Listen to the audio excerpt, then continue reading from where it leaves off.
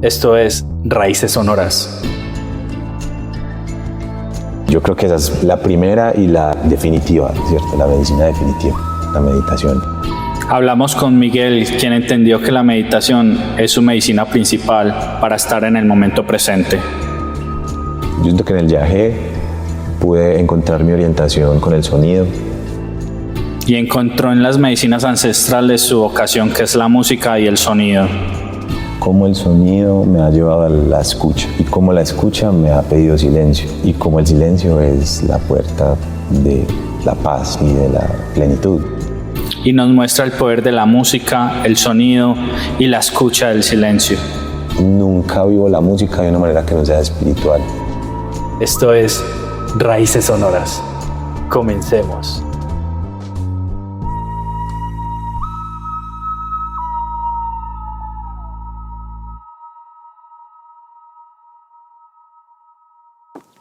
Bueno, bienvenidos. Este es otro episodio de Raíces Sonoras. Hoy estamos con Miguel. Miguel es una persona que ha encontrado en los sonidos y en la música una forma de expandir esa conciencia y esa sabiduría que todos tenemos dentro de nosotros. Entendiendo que la música ha sido para él un elemento fundamental en su vida, ahora trabaja con ella dando experiencias extrasensoriales con los sonidos profundos y sonidos ancestrales que conectan al alma, utilizando elementos e instrumentos ancestrales como los cuencos tibetanos y los sonidos que tenemos de las raíces que tenemos en este lugar. Entonces, desde muy temprano él ha estado conectado con la música lo ha acompañado mucho desde muy temprano. Las experiencias ancestrales y la apertura de conciencia siempre se han cruzado en su camino y por eso queremos como conversar con él. Miguel, bienvenido. ¿Qué tal, hermano? Muchas gracias. Muy bien, muy bien. Muchas gracias por la invitación, un placer. Bacanísimo que estés acá. Comencemos con algo muy básico. Contanos como esa historia de vida tuya desde donde quieras.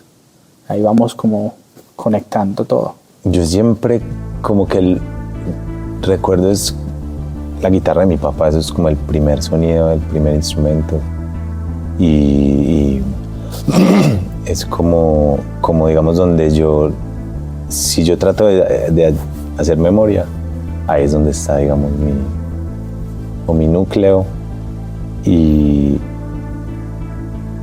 de pelear y de reencontrarme con la guitarra. He encontrado cosas bien importantes, entonces siento que la guitarra es de donde nace yo así, pues bebé, viendo a mi papá practicar, él es administrador, pero tiene la guitarra así de hobby y siempre ha tocado.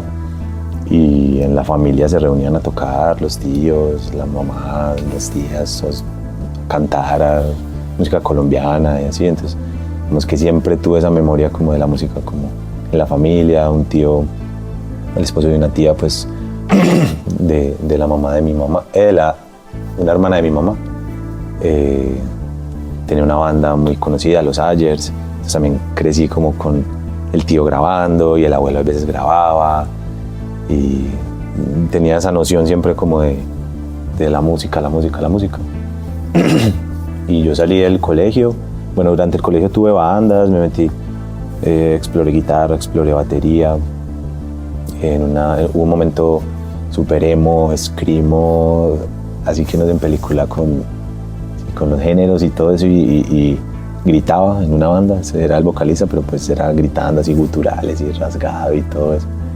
Y ya luego en otra fui baterista, pero digamos que nunca me hallaba y mi camino ha sido un poco no hallarme en ningún lugar del sonido y la música para ir recogiendo de cada uno un poco e ir construyendo mi propia ruta, pues, que es en base a todo lo otro. Entonces, digamos que cuando salí del colegio pasé a ingeniería de sonido, intenté estudiar ingeniería de sonido, duré como 3 semestres y no pude con las matemáticas, el cálculo, álgebras, circuitos, física, eso era una locura.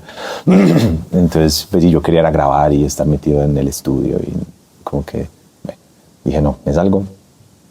Y me empecé a encarretar mucho con el diseño sonoro, con el diseño para cine, como los efectos de sonido, Ahí encontré la grabación de campo, entonces empecé a grabar el paisaje sonoro, a buscar sonidos en todo, a pegarle a todo, a grabar todo. Yo mantenía con una grabadorcita siempre por ahí cogiendo cosas. Y tuve un tiempo como que me dediqué mucho a eso, pero cuando ya me estaba como se me estaba empezando a dar la cosa, me puse a tomar yagé. Ahí fue que apareció, digamos, tuve un primer momento con una medicina ancestral y ahí fue un quiebre. Ahí paré todo lo que venía haciendo. Me acuerdo que vendí los micrófonos, grabadoras, y me compré después como una toma. Me acuerdo que sentí un llamado muy fuerte como a los sonidos ancestrales y vendí micrófonos, grabadoras por cuencos, flautas quenas, un charango. Como que cambié unos por otros. ¿Querés contarnos un poquito más a profundidad como esa primera experiencia con el viaje? Claro, yo venía yo entré en un punto de mi vida, no recuerdo bien la edad. Eso será que por ahí 2011, por ahí 2010, 2011, en el que por un lado sentía un despertar fuerte porque me empecé a poner a leer de física cuántica y de teorías como de las nuevas variables del espacio-tiempo, de la realidad como ilusión, bueno, como unas cosas que por un lado me estaban mostrando como, hey, estamos ante algo nuevo, pero por otro lado yo estaba muy como en una peli como medio paranoica. Quizá potenciada por un exceso como en el consumo de marihuana, pero creería que también eso ocultaba miedos o cosas que uno no quiere mirar, entonces tiene como una paranoia que lo hace como estar alerta a cosas que a la final no son, con tal de evadirse de lo que realmente tiene que estar mirando. Y entonces pues yo vivía muy como no el sistema, todos estamos en la matriz y estamos programados y esto no tiene salida y estamos, pues sí, vivía en el pesimismo así total. Me acuerdo que un amigo, digamos como hermanito de la música con quien hoy hago música, Alejo, él ya en ese momento había ido a tomar yagé, estaba como bajo recomendación de otro amigo que le había introducido a un taita Giovanni, que es un taita que creo que está acá en Santa Elena aún. Y en ese momento pues yo vivía en Medellín y con mis papás y Santa Elena era como un lugar así como que no solo subía un poco a eso, a los bosques, no sé, era un lugar como que no referenciaba muy mágico. Y me recuerdo que Alejo siempre me decía, parce, subamos, tal. Y yo no, eso es parte de la misma programación, de la matriz, que nunca vamos a ser capaces de... O sea, yo estaba en una película, incluso nosotros llegamos a pelear un poco, como a tener riñas, y como porque él en un punto también era como, Miguel, pues no te... O sea, ya también es como difícil para el que está dándose cuenta de esas otras cosas, ver al otro ahí ensimismado como y triste, porque yo estuve deprimido, digamos que antes de tomar yagé, igual tuve un encuentro con la meditación primero.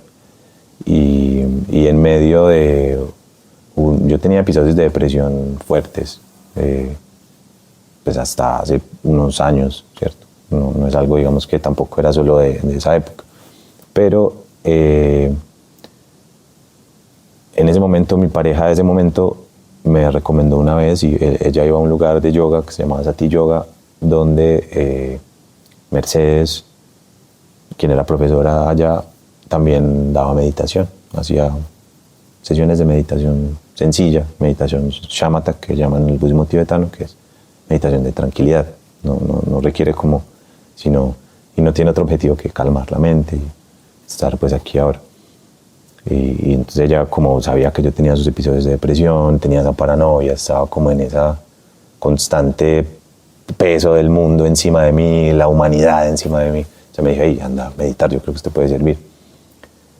Y yo creo que esa es la primera y la definitiva, ¿cierto? La medicina definitiva, la meditación. Y siento que ahí es donde realmente arranca como mi camino, cuando estoy sentado en el cojín con Merce y Y ella me dice, los pensamientos son como las aves que pasan en el cielo, y el cielo siempre sigue el mismo, las nubes pasan y el cielo sigue siendo el mismo, la mente también es la misma aquí ahora. Y uno, como esa sencillez, y me acuerdo que en ese momento ella tenía un altar y tenía fotos de imágenes de deidades, de budas, de bodhisattvas, de deidades del budismo que ya luego reconocí, pero en ese momento para mí eran unos seres que parecían salirse del cuadro. Era como estar ante unas imágenes que uno nunca había visto, pero que a la final sí había visto de alguna manera. Era como, ¿dónde estoy? Era un cuartico de una casa en medio de la 10 en el Poblado. Entonces yo iba desde San Javier, estación San Javier hasta estación Poblado, subía por toda la 10 a plena hora pico, 6 de la tarde, y entrar a ese cuartico en silencio era como una locura, como después de todo ese ruido, la hora pico del metro, uno ahí apretujado, y llego y a sentarme. Es bien, bien transformador ahí cuando...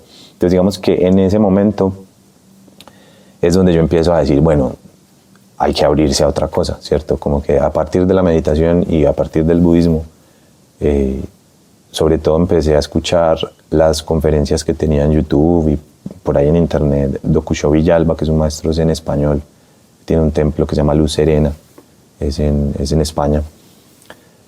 Y él, recuerdo que a mí me llegó mucho Dokusho y en general el budismo zen, y como que me empecé a abrir, digamos, y me empecé a dar cuenta como, tengo un ruido, tengo que trabajar algo.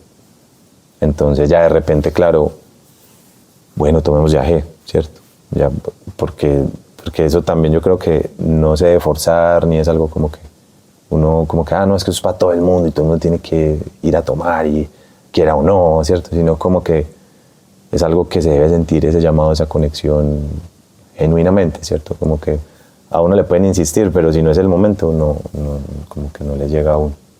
Y como que ya ahí fue que decidí, pues, ir a donde el Taita Giovanni, que luego con los años hay amigos que me he encontrado en la vida por otros caminos y han resultado también pacientes del Taita, que han seguido yendo donde él durante todos estos años. Tengo amigos pues que son recurrentes pues como en el camino del yagé. En mi caso sí fue como, digamos, varias tomas que tuve durante 2012 y 2013.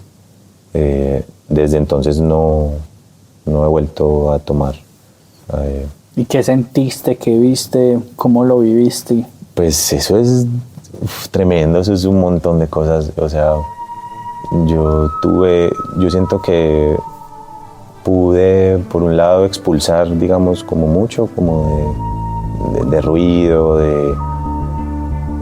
como que tanto que uno vive, que uno no se da cuenta, o tanto de lo que uno se alimenta, que realmente no lo alimenta, o pensamientos, lugares, personas, sucesos, traumas, miedos. Pero ya mirando, digamos, como 10 años atrás o más, pues es como ver eso que representó para lo que siguió después. Sí, es como un antes y después. Sí, como que ahí uno dice, bueno, más allá, claro, de las cosas del momento que creo que son, hay veces un poco transversales a la experiencia del viaje, como de ese malestar, lo que uno siente, lo que uno, ¿cierto? Pero en cada persona igual hay unas mutaciones muy diferentes. En mi caso, yo siento que en el viaje pude encontrar mi orientación con el sonido, con la escucha. Pude reafirmar mi camino espiritual, porque aunque fuera una medicina ancestral, no sé, del Amazonas, yo tuve experiencias donde pude ver, no sé, un Buda que no me esperaba, ¿cierto? Yo decía, pues voy a tomar viaje, voy a ver Nahuatl, voy a ver el tigre, el jaguar, ¿cierto? Sí. Voy a, no sé, a sentirme con los indígenas de hace muchos años bailando, quién sabe dónde. Voy a ver, yo no sé en qué momento conocí a Pablo Amarindio, que es un pintor del yagé. Él, por ejemplo, crea unos paisajes que uno dice, tremendas esas pintas y todo eso que ve. pero claro, a cada quien se le presentan como cosas distintas. En mi caso, yo tuve tomas, por ejemplo, donde no veía nada, pero me recuerdo una muy, muy particular en la que yo, en medio de mi borrachera, en medio ahí de estar vomitando, llorando, de estar como terapiado pues como por la medicina, ya luego había momentos donde podía coger la libreta y rayar o hacer algún garabato, cosas, y muchos eran cosas con el sonido, con la música. Sentía mucho ese llamado a los sonidos ancestrales, al sonido de la naturaleza, al sonido... por ejemplo, conecté mucho con los insectos. Si yo logro también entender un poco como el impacto de esas experiencias cuando escucho la música que publiqué y que estaba haciendo durante esas épocas. Que saqué algunas piezas, hice instalaciones, conciertos y obras, digamos que casi todas estaban cruzadas por esa conexión con los sonidos de la naturaleza. Entonces, con los grillos me obsesioné, hacía como conciertos de grillos, capas de muchos grillos. Me empecé a investigar sobre el sonido sagrado y empecé como, ahorita que contabas, que me contabas sobre cómo nace el podcast, me parecía muy bello porque en ese momento yo sentí un llamado como a investigar sobre el sonido sagrado, sobre la ancestralidad sonora. Tuvimos un proyecto que se llamó Resonancia, que era como unos eventos que hicimos en Plaza Arte, que era una casa que había en Prado de arte, y hacíamos conciertos y hacíamos charlas y tuvimos como experiencias como de muchos tipos. Y todo eso siento que apareció ahí. Digamos que a mí me pasó igual que al principio, cuando uno tiene como ese despertar, hay también unos subidones y bajones dentro de eso mismo. No sé cómo, sí, como que, por ejemplo, uno puede tener momentos donde uno siente que los otros no han despertado, o que todo el mundo tiene que ser vegetariano, y entonces que los otros están engañados porque están comiendo animales, o que no medita, entonces, o sea, como ese ego espiritual también. Y sí. En mi caso, pues no es como que, uy, sí, me volví el pretencioso, pero sí siento que también al principio era diferente. Creo que con los años, ya mirando más adelante. O ya entendiste que cada uno tiene su camino y cada uno respeta pues el proceso de las otras personas. Claro. Y de todas estas medicinas igual siempre te muestran eso, como un espejo, como para uno trabajar con uno. Y pues ya con los años también se va volviendo, digamos, como más integrado a otros lados de la realidad. Porque a veces pareciera como un poco lejano, o como que lo espiritual es fuera. En el budismo está, por ejemplo, esta idea, el nirvana, el samsara, pero el llamado budismo del camino medio, un maestro muy increíble que se llamó Nagarjuna, decía que nirvana es samsara. Y en el samsara está nirvana también. O sea, en la experiencia de este yo terrenal también está la experiencia del yo trascendente. En tanto, yo puedo relacionarme con el otro sin ego, ¿cierto? Yo puedo actuar en el mundo con una intención compasiva por todos los seres. Yo puedo hacer mi labor, como mi oficio, mi arte, mis cosas, con una intención que vaya en pro de ese proceso, ¿cierto? Entonces, en mi caso también, ahí, por ejemplo, es cuando yo integro, no sé, los instrumentos electrónicos, porque también son ancestrales. La electricidad, o sea, poder lidiar con el voltaje, con la onda seno. Yo en una experiencia de viaje, en uno de estos garabatos, yo por ahí tengo las libreticas, un garabatico donde pensaba las ondas seno, sentía que las ondas seno, o como que la visión un poco era que las ondas seno, o sinusoidales, pues, eran como los fractales, el equivalente, como que funcionaban similar, y podía ver los timbres de los sonidos como en 3D, y como si los sonidos tuvieran formas. Ya luego me enteré que hay un señor, Denis Smalley, que tenía como una teoría sobre la espectromorfología del sonido, un poco eso, esas formas que vi ahí. Entonces también como que para mí esa conexión entre lo tecnológico entre lo de hoy. También con el tiempo se fue como acoplando a esas como a ese llamado a lo ancestral que sentí en el viaje. Y que pues en el caso de la música pues se me dio por ahí. Obvio también está toda una parte ya, digamos, como muy personal en términos como de bueno, ¿qué es la depresión a la final, cierto? ¿Qué es lo que te tiene mal?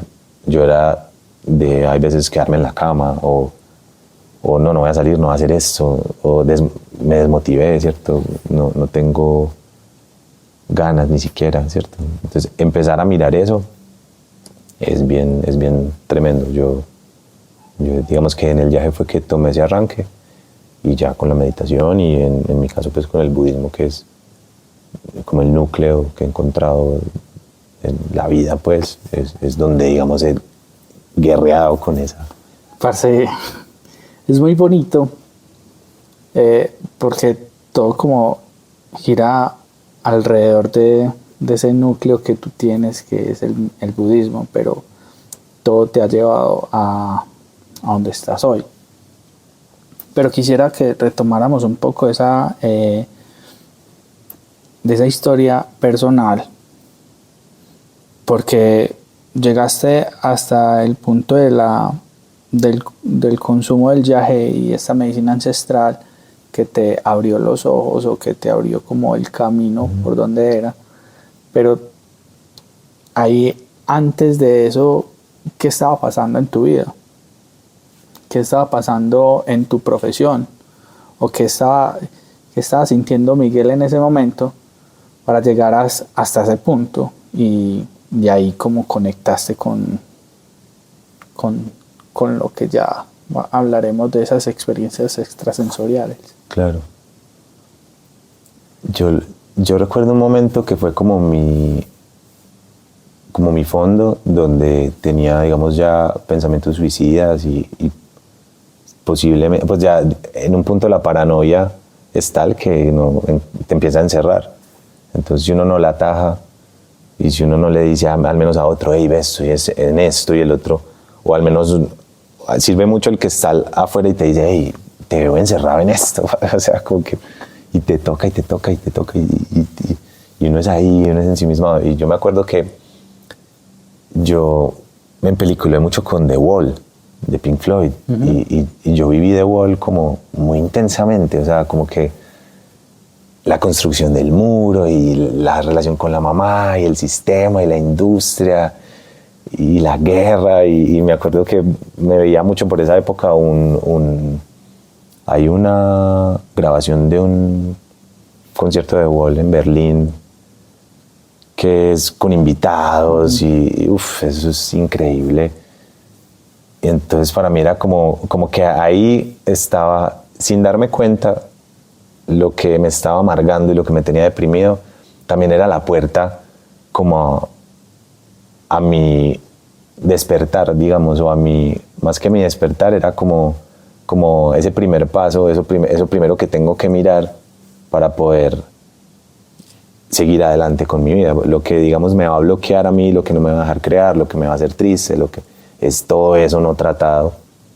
Entonces, digamos que en ese momento pues yo lo interpretaba de otra manera, obvio. Estaba amargado, era triste, era como, no, sí, he sido un niño consentido, mi mamá, como todo lo que decía Roger Waters, y era como que, y también como el delirio un poco de estar ya en un punto aislado, cuando, por ejemplo, Hey You, que es al otro lado del muro, y ya ponen casi el último ladrillito y queda ese huequito ahí, y están cantando ya al otro lado del muro, y la gente el escenario solo está ante un muro y todos los músicos quedan al otro lado, y empieza como un poco ese llamado como, hey, los que están allá afuera, can you hear me? Es como una cosa que yo sentía muy profundo, y cuando él coge el teléfono y cuando la pareja, bueno, había como un montón de cosas que yo, digamos que se resume ahí, como en ese sentirme aislado, ¿qué pasaba? No había roto ese muro, no tenía, como que llegaba hasta ahí, hasta sentirme detrás del muro, y yo ahí me quedaba y yo me aislaba, y ahí me empezaba a ver a quedar. Entonces siento que el viaje fue romper ese muro, ¿cierto? Como llevando todo lo que yo cargaba. Y porque es como que uno también tiene que saber qué es lo que le hace daño, ¿cierto? Entonces, por ejemplo, toda la oscuridad y todo el dolor y toda la tristeza, todos los miedos, los traumas, todo lo que en mi caso me ha deprimido, es con lo que tengo que trabajar. Y es donde está la energía que necesito para lo que quiero hacer, lo que quiero crear, lo que sí quiero sembrar, lo que quiero aportar a mí. Es por eso, por ejemplo, cuando uno desbloquea eso, como que empieza a adoptar otros hábitos de vida, empieza a cambiar cosas de repente, empieza a darse cuenta que algo que hacía mucho, que es como que a mí realmente esto no me gusta, esto lo hago porque claro, tengo esto otro que me hacía pensar que yo necesito esto, pero si yo quito esto, se desbloquea un poco como esa libertad también de, porque a uno lo amarran a veces muchas cosas y digamos que eso es lo que me pasaba a mí. A mí lo que más me ha amarrado es el pensamiento. Ok, otra invitada que yo tuve, ella hablaba mucho sobre habitar la oscuridad y, Claro. y lo interpreto muy bien en este caso, como, parce, si vos no conoces esa parte oscura de lo que uno tiene, es muy difícil desarrollar ese autoconocimiento total para vos poder entregar o poder avanzar o desarrollarte personalmente. Claro. Entonces, que tú encuentres dentro de esos demonios o dentro de esa oscuridad como esa energía o esa luz, es muy coherente con lo que pasa en tu vida o lo que pasa con todos, porque en realidad si uno habita esa oscuridad es porque se está dando ese autoconocimiento, ¿no? Está entendiendo esa parte oscura de lo que es uno, que mucho tiempo uno como que la aisló o la interpretó de otra manera, pero ahora es como acercarla y abrazarla, porque eso hace parte de uno. Claro, creo que era Carl Jung que decía como nadie, no sé si está de más que lo estaré parafraseando, pero él decía como nadie se ilumina fantaseando con figuritas de luz, sino mirando su propia oscuridad. Porque no es como que, ay, sí, no, todo es lindo, no, pues hay que mirar que cargamos dolor, que la vida es sufrimiento, que en el mirar el sufrimiento es donde está la salida también del mismo. Y yo creo que a mí, por ejemplo, me marcó mucho, yo conocí a Jorge Drexler, pues no Jorge Drexler personalmente, me encantaría, pero su música, sí, con 12 segundos de oscuridad, que es un álbum espectacular, quizá, no sé si es de los como que menos desapercibidos de él, no sé, o sea, no he encontrado mucha gente que mencione mucho ese álbum, pero es divino y en ese sentido es muy bello, porque habla de la muerte, porque habla de precisamente eso, como ese faro. Él tiene esta analogía del faro y cómo la luz, que esos periodos de oscuridad son necesarios para el mismo navegar, ¿cierto? Y como, en mi caso lo he vivido como hacerse responsable también. En el budismo zen hay una expresión muy bella que es hazte responsable de tu metro cuadrado, ante todo. No qué hizo el otro, qué dijo el otro, qué pasan los gobiernos, no, tu metro cuadrado es lo más importante y es donde uno realmente tiene una acción. Normalmente también lo puede medir uno por lo que cabe uno en meditación, ¿cierto? Al uno estar sentado, ese métrico cuadrado, eso es realmente una tarea ya muy grande, una responsabilidad que uno tiene como por eso mismo, porque hay que mirar ese ruido y obvio todo esto hoy lo cuento así, pero hay que agregarle pataleta durante toda la historia, ¿cierto? Sí, hay que agregar momentos donde uno duda mucho, donde uno dice, ¿en qué metí? Yo sí que, donde claro, la tentación a volver a lo que siempre has vivido, o a rechazar la medicina, siempre llega de muchas maneras, y hay veces la misma mente, como uno mismo se conoce a uno mismo, pues uno se plantea, hay veces de una manera como que se sabotea, y sí, el autosabotaje siempre va a estar. Entra ahí como, entonces la meditación cura mucho eso, y en general creo que llamarse yo, por ejemplo, soy muy mal meditador, tampoco quiero parecer como un meditador, el budista, no, yo soy súper mal practicante, soy un budista muy desjuiciado, me gustaría ser mucho mejor en mi práctica, ¿cierto? ¿No? Porque sí, tampoco quiero que parezca como que, no, este señor está iluminado y está hablando pues desde un pedestal, ¿por qué no? Yo todavía lucho día a día con todo lo que vivo, pero hoy me siento feliz, ¿sí me entiendes? Y no siento depresión. Tengo días tristes, normal, pero no como antes, que es una sensación constante, horrible. Y es que uno reconoce esa sensación, eso es como todo plano, es diferente, como sin color. Es una amargura.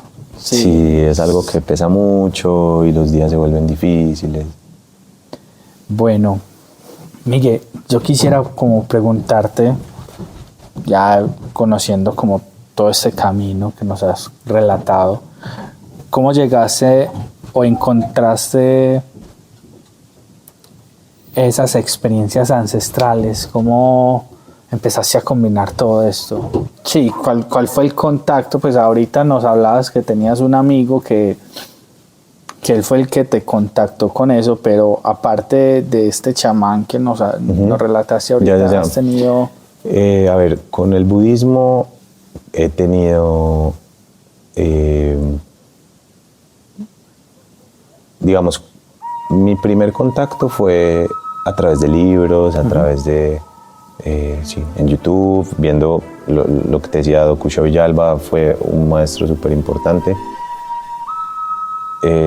Luego empecé a leer a Date Suzuki, Taitaro Suzuki, que es fue un filósofo japonés del budismo zen, como muy interesante para el lector occidental, porque como al tener esa perspectiva de filósofo, escribía de una manera de pronto que al occidental le podía ser más cercana, pudo acercar también al budismo como a gente en occidente, y a través de Date Suzuki llegué a Alan Watts, llegué al mismo John Cage, que ha sido, digamos, como uno de mis músicos, como mis maestros, desde la escucha, ¿cierto? Nadie de esas personas las he conocido en persona, pero a través de su obra, digamos, que hemos dialogado, y con John Cage fue un antes y un después, porque John Cage integró el budismo zen en su obra, el I Ching, como todo este libro de mutaciones, y jugaba con el I Ching así con las monedas, o tenía métodos para, a través de las mismas mutaciones, componer, hacer performance. Y John Cage fue pues muy disruptivo para mí, sí. Como que a través de estas lecturas fui llegando fue acercándome, y tuve pues mi encuentro con Merce, que es para mí, digamos, una maestra excepcional. Merce Sati, ella todavía enseña yoga, meditación. La encuentran así, Merce Sati, en Instagram, y con Merce conocí la meditación y conocí el budismo tibetano, o el llamado budismo Vajrayana.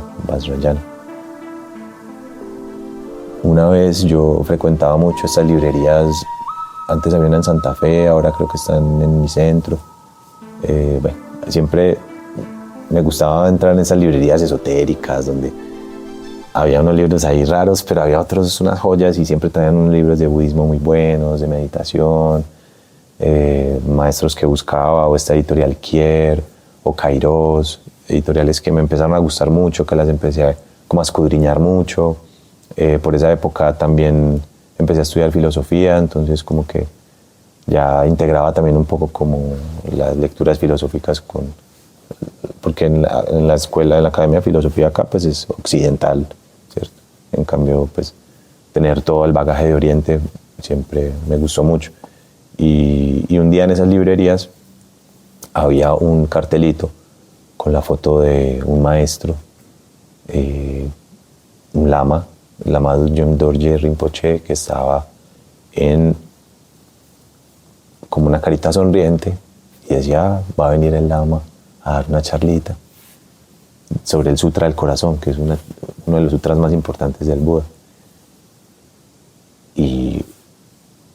vamos. Yo estaba en un grupo con unos amigos, un grupo de meditación donde explorábamos juntos como diferentes cosas, lecturas, seguíamos también como a Jesús, ¿cierto? Éramos como muy, en general no teníamos, digamos, como muchos límites, sino como que nos gustaba explorar el conocimiento, meditábamos juntos, algunos íbamos a tomar viaje juntos, era una época en la que estábamos en pleno 2012, que era un movimiento tremendo, nos reuníamos con gente que estaba muy como por la onda del Kinmaya, de toda esa estructura del tiempo, de los mayas, sí, como que en esa época, el 2012, claro, más allá de ese ruido de ahí se va a acabar el mundo, bla, bla, todo esa, realmente sí había como una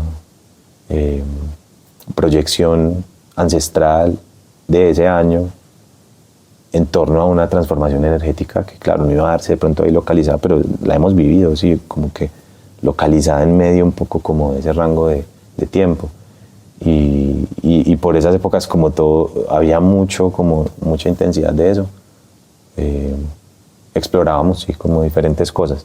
Que eso también, digamos que es un poco como muy de la New Age, de todas esas corrientes como más holísticas o integrativas que buscan dentro de muchas corrientes. Entonces en ese momento uno sí explora como de todo un poco. Entonces dije, bueno, pues vamos a escuchar un lama. Me acuerdo que ese lama justo, claro, cuando fuimos a ver al lama era en Sati Yoga. Ahí fue que conocimos Sati Yoga. Okay. Entonces primero me encontré la foto del lama en la librería y al ir allá a la charla conocimos ese lugar donde mi novia de ese momento empezó a ir a yoga y donde yo empecé a ir, ya ella luego me dijo, hey, anda a meditación, que allá esta chica tal. Entonces ahí fue como donde se tejió un poco como la conexión, y para mí pues conocer al Lama Drupal fue como un momento hermoso, atesorable y pues es hermoso.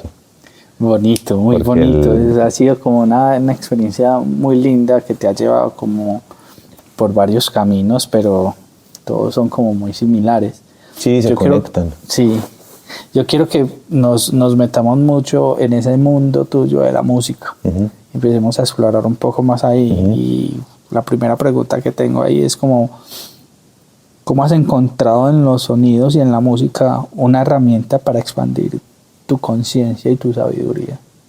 Lo más importante es cómo el sonido me ha llevado a la escucha y cómo la escucha me ha pedido silencio y cómo el silencio es la puerta de la paz y de la plenitud, ¿cierto? Porque el silencio entendido desde ahí, ¿cierto? Desde un desprendimiento de la misma intención de oír algo, de sonar de una manera. El silencio como esa postura para la escucha, ¿cierto? Y eso es lo que me ha hecho, digamos, transformar mucho mi perspectiva. Yo siento que para mí, yo he vivido la música como un camino espiritual y he vivido el camino espiritual desde la misma música. Creo que he resonado mucho con el budismo porque el budismo es muy de escuchar, del silencio. Todo el budismo es escuchado. Todos los sutras así fue escuchado, no es como el Buda dijo, sino así escuché. Los Vedas fueron escuchados. Siento que, recuerdo ahorita que hablábamos del Lama, yo en esa época estaba muy empeliculado con el sonido sagrado, como esto del viaje. Yo empecé, y curiosamente yo fui a esta charla del Lama para preguntarle como si lo podía entrevistar o preguntarle cómo era la perspectiva del sonido para ellos. Entonces me acuerdo que yo le hice una pregunta y él me enseñó un mantra y me dijo, repita ese mantra 100.000 veces. Y esa fue su respuesta. Y yo me quedé como, o sea, pues bueno, está bien. Y con el tiempo eso me ha dado un montón de respuestas más. Una de esas respuestas es, él me estaba invitando a sonar y a escuchar, ¿cierto? A practicar. No es simplemente quedarme ahí pensando que es el sonido, que es la escucha tan, sino practique. Y nos quieres Como expresar ese mantra. Om Muni Muni Maha Muni Yesoha. Om Muni Muni Maha Muni Yesoha. Es un mantra en torno al Buda Sakyamuni. ¿Sabes el significado?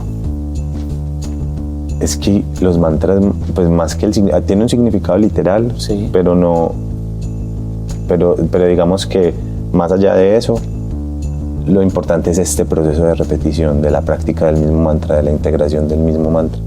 En el budismo, en general en el sánscrito, en el lenguaje tibetano, hay codificaciones sonoras y hay, digamos que son lenguas que son pensadas acústicas y ahí el sonido tiene un rol muy importante.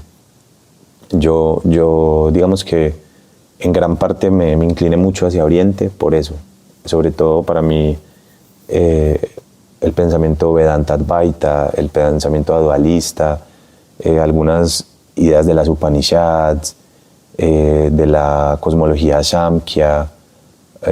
Hay un montón de filósofos, de pensadores, de maestros, de artistas, poetas que han habitado el sufismo, el budismo, China, Japón, Mongolia, Nepal, Tíbet, incluso, o sea, si vamos más abajo, toda la India, digamos que hay algo transversal pues ahí, y es que la música es un camino espiritual. Y por ejemplo la música como la aprenden en muchas escuelas de la India es por maestro-discípulo, transmisión, reflejo, práctica mutua. No es una partitura o teoría, sino como toquemos, oigamos. Hay veces hay las ragas que son de horas. En el budismo tibetano, por ejemplo, usan unos cuernos y unos tambores, sonidos fuertes. Hay imágenes y deidades iracundas, un poco no grotescas, pero sí con expresiones fuertes. No es digamos una mera, porque ahí está la oscuridad como esa misma posibilidad. Y en el budismo tibetano también se llama budismo tántrico, y esta esencia del tantra es precisamente cómo transformo todo lo que me hace sufrir en una energía positiva para mí y los demás, como un miedo lo puedo volver una buena intención por los demás, como hay antídotos para cada tipo de aflicción. Y asimismo creo que la música, digamos que uno la puede entender, pero creo que tampoco hay que forzarla a que sea, digamos, igual a un ritual, sino que muchas veces la música es un componente, el sonido es una herramienta para el ritual, es un medio a través del cual se expresa algo, ¿cierto? Y en mi caso he tenido épocas donde sí soy muy como que, no sé, toco el gong y no me interesa hacer nada más. En otras donde quiero coger el gong, lupearlo en el Ableton, cortarlo, bajarle el pitch, meterle una reverb, sacarle una frecuencia, duplicarlo, meterle un beat. O sea, como que hay momentos donde digo, ¿por qué no?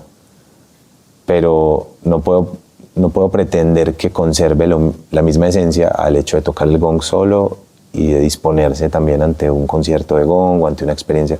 Como que hay que comprender los lugares de cada cosa, pero siento que nunca vivo la música de una manera que no sea espiritual, porque a la final, y lo he encontrado en el mismo dembow o en el techno, ¿cierto? No creo que sea solamente... Yo gran parte de mi filosofía de vida la he formado con el metal y con el rock, ¿cierto? Entonces, también de repente, cuando yo, por ejemplo, empecé a explorar estas experiencias de meditación, de ambient, de sonidos tranquilos, uno a veces dice, bueno, y entonces yo escuchando, por ejemplo, yo escuchaba, no sé, Between the Buried and Me, que es una banda que me gusta mucho, pero es metalcore y es fuerte, rápida, tiene, pues sí, es metal, rápido, pesado, progresivo. Y yo decía, pero eso no, las letras de esos manes son espectaculares, lo que esto me ha enseñado como persona, lo que me ha hecho ser mejor persona, porque son manes inteligentes, bien, no están ahí tirándole a uno basura. Entonces también, yo a veces sí he sido muy prevenido como con esas nociones tan como esencialistas, como de la única música real es esta, esto es lo único que sana. Yo creo que en general la música no hay que condenarla, pues, ¿sí me entiendes? Entonces, en mi caso, sí, cuando entiendo como que el sonido como utilizado para lo espiritual no quitaría una guitarra eléctrica o no quitaría el sintetizador, ¿cierto? Sin decir que son lo mismo a un cuenco forjado por un herrero en la tradición de Nepal, ¿sí me entiendes? Pues como que también respeto muy bien el contexto de cada cosa y creo que en mi caso he sido un poco hereje de pronto en algunas cosas, pero siempre me ha gustado es como esa integración de los instrumentos. Pero esa exploración, claro. Esa es como la forma en que tú haces eso que llama mucho la atención. Por eso yo como que escuchándote hablar de esos procesos con el Ableton, meterle reverb, hacerles cortes y hacerles todo lo que estás diciendo, quisiera preguntarte eso. Como explicarnos un poco cómo es ese proceso para tú llegar a hacer como esas experiencias extrasensoriales que en algún momento has hecho. Cuéntanos un poco ese proceso. Pues, o sea, digamos que yo lo que hago son experiencias sonoras que en tanto las personas se disponen de unas maneras y, ¿cierto?, se vuelven así de otra índole, pues. En mi caso, yo no sé, yo siento que yo me aproximo al sonido desde una perspectiva como muy específica, que es el microsonido. El microsonido es una suerte como de atomismo, de física cuántica equivalente al sonido. Es entender el sonido en pequeñas partículas de sonidos que puedo volver un sonido, pedacitos de sonido, y puedo coger pedacitos y volverlos un sonido.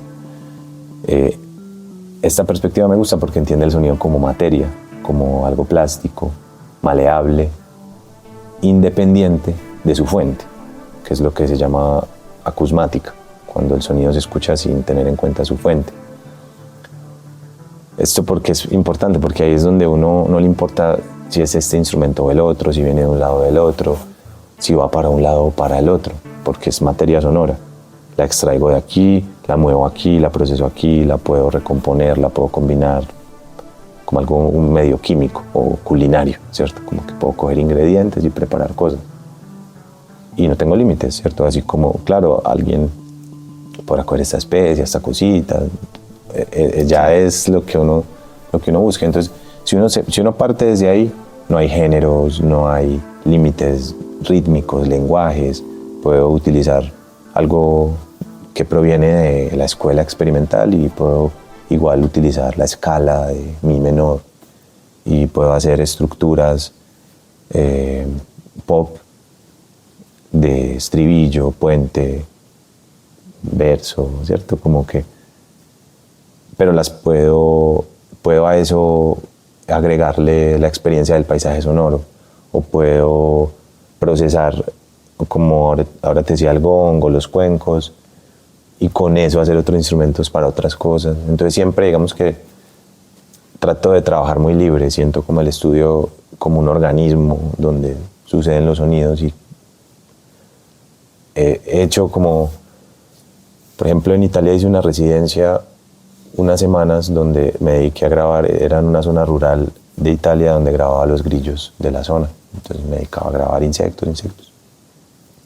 En el computador con sintetizadores también me puse a diseñar insectos artificiales. Con sintetizadores hacer sonidos parecidos al del insecto. Y luego cogí esos sonidos sintéticos, los sonidos de los insectos grabados, los puse en una composición y esa composición la reproduje en loop, en bucle constante, en unos parlantes que escondí en un jardín de una casa allá, como una suerte de centro cultural, pues, un jardín grande como donde no se veían los parlantes y donde había grillos. Entonces en la noche sonaba un montón de grillos y uno no sabía si eran grillos de ahí, grillos grabados, grillos del cinte. Y digamos, ese tipo de cosas es algo que como que exploré mucho cuando estuve haciendo instalaciones, experiencias multicanal, experiencias inmersivas. Siempre me gustó mucho eso, como esa pregunta por el sonido sin su fuente, o el sonido que puedo imaginar yo con el sonido, ¿cierto? Al escuchar, ¿qué me puedo imaginar? ¿A dónde puedo ir? Sí, como que normalmente el proceso es recoger fuentes sonoras, bien sea de una grabadora de campo, bien sea de un sintetizador, una guitarra, un instrumento, un software, ¿cierto? Hay generadores de sonido y se usan otras herramientas que capturan esos sonidos, bien sea para manipularlos, como en el live o en un programa pues, donde uno pueda manipular en el tiempo un sonido, o en los llamados samplers, que uno puede agregar un sonido y tocarlo en un teclado. Entonces uno puede, el grillo, tocarlo en el mismo teclado pues, de notas tradicional. Digamos que integrando todas esas técnicas ya con plugins, con pedales, con máquinas, esos compuestos van mutando, se van destilando, se van cortando pedazos, van combinándose y ya dependiendo del formato. Yo he hecho desde conciertos a oscuras, en espacios así, digamos, cuadrafónicos, donde se puede controlar las esquinas de los sonidos, o ya instalaciones. Hubo una en el MAM que era como de 10 canales, había sonidos en el techo, uno podía crear todo un mundo de sonidos que iban como recorriendo lugares. Y digamos ya con los cuencos, con el gong y con las experiencias, digamos, de ambient, cuando he tocado ambient, paisaje sonoro, siempre han sido experiencias muy meditativas, muy cercano a lo que llaman baño de sonido en la sonoterapia. Solo que, digamos, yo he tenido siempre como una perspectiva un poco más desde el arte, pues. Entonces no me he considerado un terapeuta o algo así. Pero digamos que he tomado mucho de la sonoterapia en general para ya las experiencias como tal. Y ya en vivo puede uno usar máquinas, puede ser con el mismo computador también. Yo a veces uso el iPad, me gusta mucho como para procesar. Hay apps que cortan los sonidos, los dejan como extendidos. Es como unas herramientas que uno ya va conociendo, pero digamos que yo sí no me limito mucho a las fuentes. Creo que de donde pueda venir todo, pues, y creo que en ese encuentro como de lo como más esotérico y lo más exotérico, como lo de adentro, lo de afuera, el pop y lo experimental, creo que ahí es donde está también la clave, porque a veces todo se vuelve muy ajeno. Pasa con lo espiritual, la gente a veces no llega tan fácil a eso porque no es tan cercano, o porque en lo más popular se empieza a banalizar. También es lindo tejer puentes entre como esas esferas de la información, y lo mismo con la música, no limitarse a la música meditativa, entonces es así. Entonces, porque es que, o sea, hay muchos usos de los instrumentos, hay música ancestral que es re pesada, que es como el metal de la música, como medicina también. No sé si conoces el didgeridoo, por ejemplo, el jidaki, que es fuerte, gutural, denso, sí. Y un toque de gong, no sé, 8 gongs, eso debe ser fuerte, como una experiencia tremenda. Y por ejemplo con el noise, con experiencias de noise, hay gente que ha tenido experiencias trascendentales con el noise, o experiencias medio alucinatorias. Has hablado en toda esta conversación de dos instrumentos ancestrales muy específicamente, y lo has repetido mucho y quisiera que exploráramos un poco ahí, y es sobre los cuencos tibetanos y el gong. Uh-huh. ¿Cómo llegaste a ellos y qué representa para ti estos dos instrumentos? A ver, los cuencos los conseguí esta vez que te conté que vendí los micrófonos, y me acuerdo que en una tienda me encontré un cuenco como viejito. Esos son estos dos que tengo allí, que son chiquitos. Y ya luego conseguí otros, pero digamos que me encuentro con los cuencos fue ahí. Sí, pues en general la historia de las campanas, los cuencos, el gong están relacionadas porque hacen parte como de ese desarrollo, digamos, de la metalurgia, y hay muchos mitos y cosas. En mi caso, a mí me ha llamado mucho, por ejemplo, la atención de los cuencos de metal, los armónicos, y la manera en la que un solo cuenco puede tener un montón de sonidos, y de acuerdo con la baqueta o el mazo con lo que se le golpea, adquiere diferentes tonos, el material, si es felpa, si es madera, si es goma, tiene diferentes como sonoridades, ¿cierto? Entonces, sí, y lo mismo los cuencos sacan como diferentes armónicos, que es lo que le da la riqueza a ese instrumento, en el armónico, en esa resonancia que logra más allá de la frecuencia fundamental.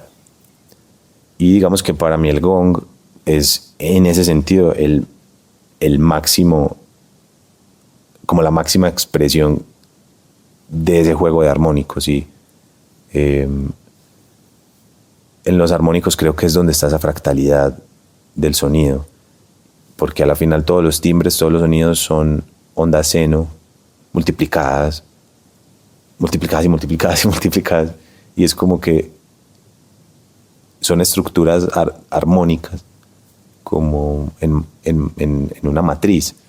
Eso es lo que descubrió Denis Gabor, que fue el padre un poco del sonido cuántico, del microsonido, y es también premio Nobel por la holografía, por ejemplo. Entonces, la misma persona que tiene esta teoría, o sea, como la misma persona que habla del campo holográfico, habla del campo sonoro y de cómo el sonido también es masa, también es partícula, también es onda partícula, que eso es muy desconocido. La idea normal que todavía reina es que el sonido es una onda, o que son ondas en el espacio, y el sonido también es masa, el sonido también a su manera, ¿cierto?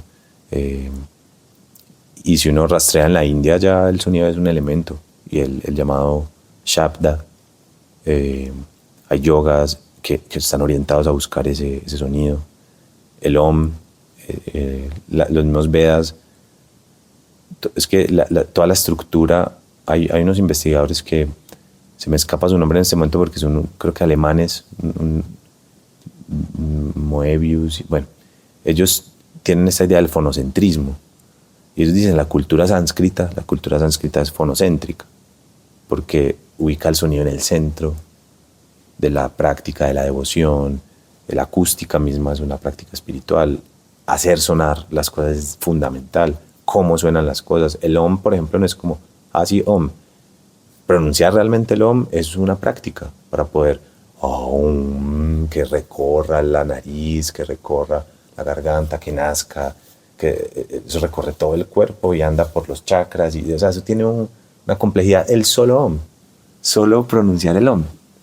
Entonces es como entender que ahí realmente es sonora la pregunta, y donde eso para mí ha sido súper importante, porque es donde yo, digamos, como que he ubicado ese núcleo. Y en estos conciertos que has tenido, estas experiencias que nos has hablado en estos centros culturales y en estos museos, ¿has tenido de pronto contacto con las personas que han vivido estas experiencias y ellos te han dado alguna retroalimentación o cómo se han sentido frente a esto? Claro, sí. De hecho, a mí lo que más me gusta de hacer música y compartirla es como lo que vive la persona que la escucha. Y como compartir con las personas que viven con uno esa experiencia es lo más bello, porque a la final son quienes realmente disfrutan por no estar, pues uno también disfruta, pero digamos que a mí siempre me da un poco de envidia, como que se sentirá uno escuchar lo de uno sin ser uno y cierto, como que siente uno como esa barrerita como de la otra persona que pensará. Y me ha pasado pues de todo, desde gente que se marea o que me dicen que les parece fuerte, difícil, ¿cierto? Porque hay veces escuchar grillos 1 hora, un gong 1 hora, eso es tremendo, o sea, o en el MAM una vez hicimos un concierto de dron, que el dron es como un sonido extendido en el tiempo, como 40 minutos de un sonido que iba lentamente subiendo, todos encerraditos ahí en el Lab 3, que es en este cuarto sonoro del MAM, y digamos que obvio son experiencias donde hay privación un poco de sentidos, porque hay oscuridad, porque no se está tocando, no nada, no huele, como si no, o sea, todo está muy estático en los otros sentidos y en el sonido está intenso. Entonces son experiencias como donde, por ejemplo, con el gong o con los cuencos puede sentirse mucho cierta levedad, personas que te dicen como que pierden un poco como gravedad, un poco sensación de ese peso que uno tiene o esa atracción que tenés al centro. Esa ingravidez se manifiesta como ligereza, como vibración. Con los cuencos es muy interesante porque los cuencos de metal se pueden poner en el cuerpo.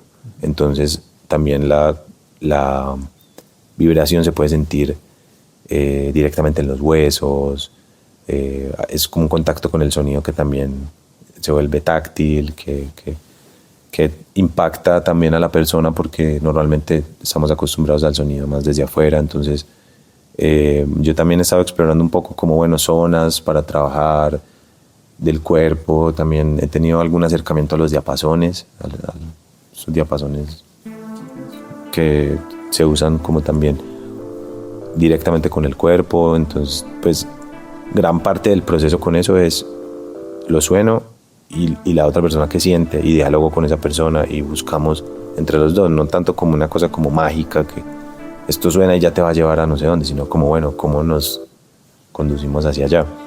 Y en las experiencias de ambient, en esos toques de Plazarte, por ejemplo, por allá 2012, 2013, era loco porque había muchos amigos que eran muy empeliculados meditadores o que se iban con LSD para el concierto, o tenían también, claro, como otro tipo de experiencias, o sé de gente que ha estado con honguitos mientras los conciertos, no digamos de una forma como irresponsable, sino como desde una conexión profunda y bacana pues también. Y por lo general siento que el sonido es como un catalizador, como un medio que las personas que están en la experiencia usan para algo, desde ir a una memoria que no tenía ni idea hasta extraterrestres me han dicho, o sea, como que vi una nave y llegué y hablé con no sé quién, o vi colores, o me quedé dormido y no dormí hace días. Una vez un amigo como, parce, qué pena, me quedé dormido, pero llevaba menos rato sin dormir. De hecho, dormí súper bien, tan, y yo, parce, increíble. O sea, es lo que necesita tu ser, descansarme. ¿Qué más? Claro, qué más sanador que dormir cuando uno no ha podido dormir. Como que, ¿de qué le va a servir a él ver algo o tener X? O sea, en ese momento, de pronto, el sonido te lleva a eso. Una vez, por ejemplo, en Bogotá hicimos un toque para gente dormida, en Matic, que es un lugar allá donde hay mucho concierto de música experimental y así. Entonces, la gente llegaba a las 9 de la noche y ahí empezábamos a tocar hasta las 6 de la mañana. Y la gente llegaba con sleepings, con cobijas, colchonetas, y llegaba a acostarse.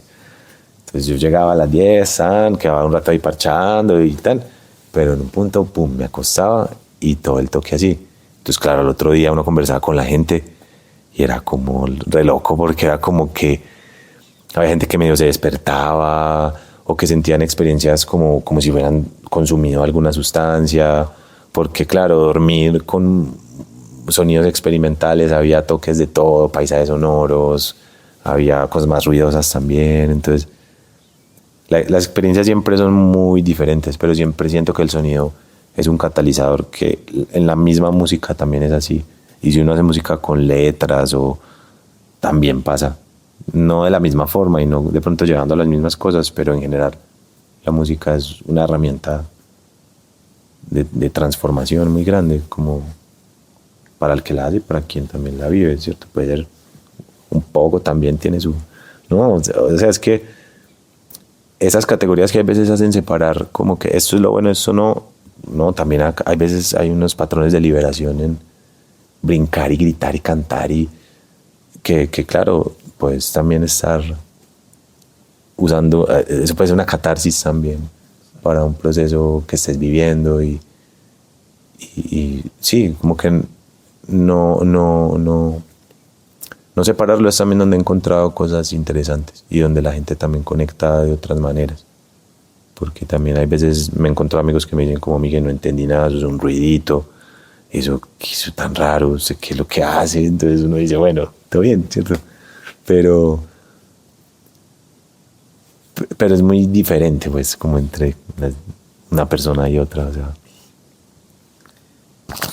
Bueno, Miguel, yo creo que vamos cerrando, pero para terminar yo quisiera que nos des un mensaje desde tu ser, desde lo que es Miguel, para las personas que escuchan esto, un mensaje general, algo que quieras transmitir, a diferencia pues de tu música, algo que quieras expresar desde lo más profundo de ti, que nos pueda ayudar en este camino a las personas que nos puedan estar escuchando. No olvidarnos que estamos acá todos, que el camino es de cada uno, pero que ese esfuerzo que uno hace con uno está para otros. Y siento que al menos a mí es lo que le da razón de ser a mi vida y lo que hoy me hace sentir con ganas de estar acá, ¿cierto? En una palabra podría ser el servicio, ¿cierto? Servir. Creo que eso es como... No necesariamente tiene que ser útil porque eso ya es más como en el sistema. Y a veces se entiende como que tengo que ser productivo, tengo que servirle al sistema, no. Servir en tanto mi acción ayuda. Desde la compasión. Sí, claro. Creo que la compasión es la clave porque en la compasión hay posibilidad de trascender el egoísmo, hay posibilidad de expandirnos, posibilidad de realmente crecer. Cuando ya yo digo, listo, yo estoy sufriendo y estoy haciendo algo por ese sufrimiento, pero a mí me encanta lo que en el budismo llaman el ideal del bodhisattva, que digamos que eso sería lo que yo persigo, y es que mis acciones, pensamientos y palabras sean de beneficio para todos los seres, sin excepción, y que yo no me ilumine ni despierte hasta que todo el mundo no lo haga, ni todos los seres lo hagan, hasta que haya 0 seres sufriendo, no irse de acá. Y eso es el gran ideal, porque una cosa es como, listo, bueno, vamos a trascender, pero no trascendamos todos, ¿cierto? Si el ideal de cada uno es trascender todos, esto es bien bonito, ¿no? Wow. Gracias, Miguel. Gracias de verdad por compartir todo esto con nosotros. No, a ti, qué belleza. No, bacanísimo. Bueno. Wow. Mucho amor para todos, parce. No, gracias. Increíble. Qué belleza. Al finalizar este episodio, Miguel nos quiso regalar un microconcierto con el Wong. Son sonidos que nos ayudan a meditar, a relajarnos, simplemente estar y ser y disfrutar. Ese es un regalo para ustedes.